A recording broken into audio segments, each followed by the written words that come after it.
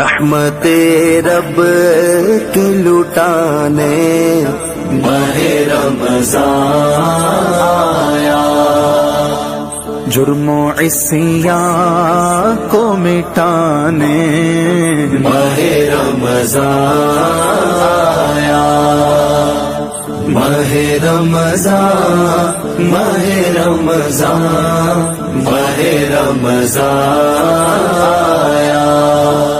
وصلوا ارحامکم، جو رشتہ دار ہے ان کے ساتھ صلہ رحم کرو۔ صلہ متصل ہونا یعنی رشتہ داروں کے حق ادا کرو، رشتہ داری کا حق ادا کرو، ان کے ساتھ اچھے روابط برقرار کرو۔ لیکن اسلام دیکھ رہے ہیں کہ سب سے قریب ترین رشتہ دار باپ ماں ہے انسان کے لیے، اور خود باپ کے لیے اولاد سب سے قریب ترین ہے۔ یہ قریب ترین ہے، ان کی مدد کرنا ہے، امداد کرنا ہے۔ اگر امداد کی ضرورت ہو، نہ بھی ہو، ایک ارتباط محبت والی کیا ہے، ایک محبت سے بھرپور ایک رابطہ، حسن رابطہ برقرار رکھنے کی ضرورت ہے۔ تو ارحام کے ساتھ صلہ ہے، اچھا ارتباط، اچھا رابطہ، مدد کے وقت مدد کرنا، خوشی میں شریک ہونا، غم میں شریک ہونا، امداد کی ضرورت کے وقت امداد کرنا، عام حالات میں ایک دوسرے سے روابط رکھنا، یہ صلہ رحم ہے۔ اور قطع رحم از گناہان کبیرہ ہے۔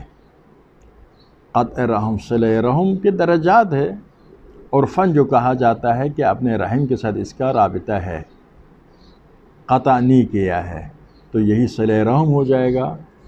اور قطع رحم بھی عرفی ہے، تو قطع رحم کرنا تو گناہ کبیرہ ہے، صلہ رحم کرنے کی عظیم ثواب ہے، درجہ۔ پیغمبر فرماتے ہیں اپنے ارحام کے ساتھ صلہ رحم کرو۔ یہ کیسا ہے؟ دیکھیں، اسی صلہ رحم کے نتیجے میں والدین بچوں کا خیال رکھتے، بچے والدین کے خیال رکھتے، پھر بہن بھائی چچا ماموں دادا، یہ سارے جتنا رحم بنتے ہیں ایک دوسرے کے خیال رکھتے، یعنی ایک اکائی وجود میں آتا ہے۔ سب سے چھوٹے اکائی گھر ہے، پھر اس سے وسیع تر پوری قوم کے افراد ایک دوسرے کے کیا بنتے ہیں؟ رحم بنتے ہیں۔ رحم بننے کی وجہ سے کیا ہوتا ہے؟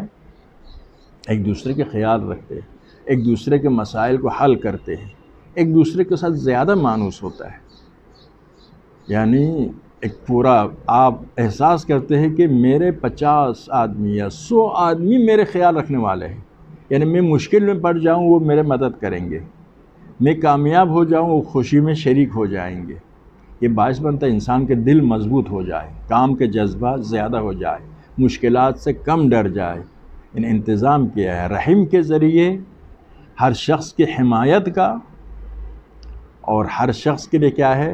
ڈارس بننے کا ایک انتظام کیا ہے خدا نے، اور ازتہ دل ایک دوسرے کی مدد کرتے۔ قبل از اسلام میں دیکھو، خاندان میں، قوم و قبیلے میں ایک آدمی مارا جاتا، پورا قوم و قبیلہ جان دینے کے لیے آ جاتے تھے۔ ٹھیک ہے، جاہلیت کی سارے باتوں کی امداد نہیں کرتے، پیغمبر نے وہی پہ فرمایا کہ انصر اخاک ظالما او مظلوما، اپنے برادر قبیلے کے بھائی کی مدد کرو، چاہے ظالم ہو چاہے مظلوم ہو۔ لوگ حیران ہو گئے، پیغمبر تو اس قسم کے تعصب کی باتیں کرنے والے نہیں ہیں۔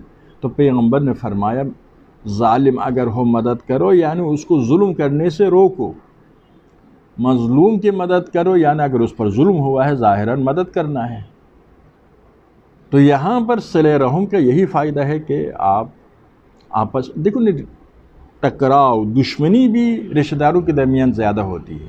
عربی میں ایک ضرور مثل ہے، الاقارب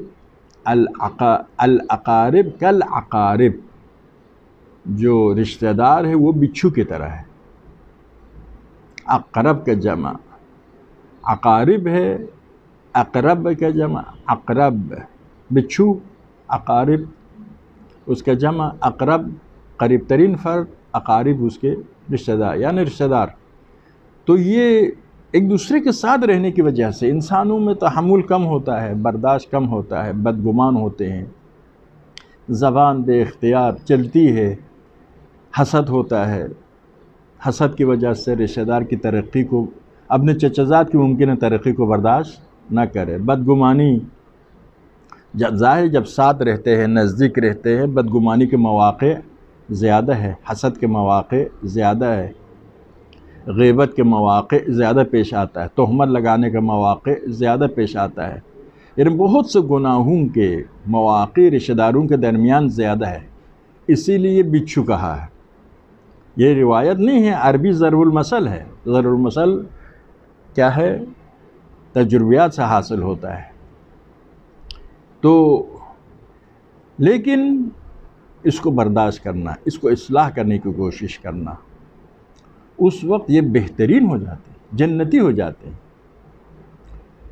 جنتی ہو جاتے ہیں، ایک دوسرے کی مدد کرتے ہیں، حسد نہیں کرتے، مدد کرتے ہیں، ایک دوسرے کو ختم کرنے کی کوشش نہیں کرتے، ایک دوسرے کو بچانے کی کوشش کرتے ہیں۔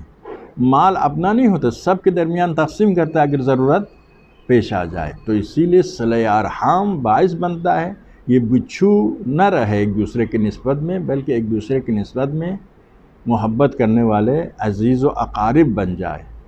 تو رشتہ داروں کے درمیان صلہ رحم ہو تو گناہان سمجھ لے آپ 80% گناہ کم ہو جائے گا۔